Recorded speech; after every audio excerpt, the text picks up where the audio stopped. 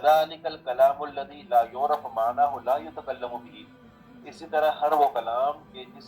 کلام کا معنی معروف نہ ہو، معلوم نہ ہو، اس کلام کے ذریعے سے بھی تکلم نہیں کیا جاتا۔ اگر کوئی ایسا دم ہے، ہمیں کوئی کہتا ہے کہ آپ یہ کلمات پڑھیں، لیکن ان کلمات کو کوئی معنی معلوم نہیں ہے، وہ بہت الفاظ ہیں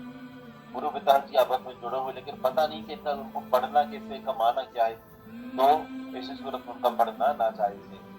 لامکان یکون فیہ شرک لا یعرف، اس لیے کہ اس میں امکان ہوتا ہے اس میں ایک شرک ہو جو کہ معروف نہ ہو، معلوم نہ ہو، ممکن ہے کہ اس اندر چھپا ہوا شرک ہو۔ اسی وجہ سے نبی علیہ السلام نے فرمایا کہ لا بأس بالرقا ما لم تکن شرکا، اس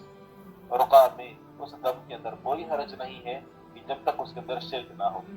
ضروری ہے کہ صرف شرک سے بچا جائے، باقی اگر کوئی دعا ہے، کچھ کلمات ہیں، اللہ تعالیٰ کے اسماء ہیں اور معروف دعائیں ہیں، بندہ اپنی طرح سے بھی کچھ دعائیں اگر بنا لیتا ہے اور وہ پڑھتا ہے جس کے اندر شرک نہیں ہے تو اس کے اندر کوئی حرج کی بات نہیں ہے۔ مثلا کسی کا تجربہ ہے کہ وہ قرآن کریم کی سورت کی کوئی آیت مثال کے اوپر پڑھتا ہے، اسے اللہ تعالیٰ شفا دیتا ہے تو وہ پڑھ سکتا ہے، کوئی حرج نہیں ہے۔ اگر کوئی اپنی طرف سے کوئی جو ہے وہ اس نے اللہ تعالیٰ سے دعا کرنے کے لیے اپنی زبان میں کچھ الفاظ کا اس نے سہارا لیا ہے اور وہی الفاظ ہر ایک کے اوپر پڑھتا ہے تو وہ ٹھیک ہے، کوئی حرج کی بات نہیں ہے، لیکن ضروری ہے کہ معنی معلوم ہو اور اس کے اندر شرک نہ ہو۔ قرآن کریم کا پڑھ کر اور دم کر کے اور جو فیس لیتا ہے تو اس کو علماء کہتے ہیں جائز ہے یہ،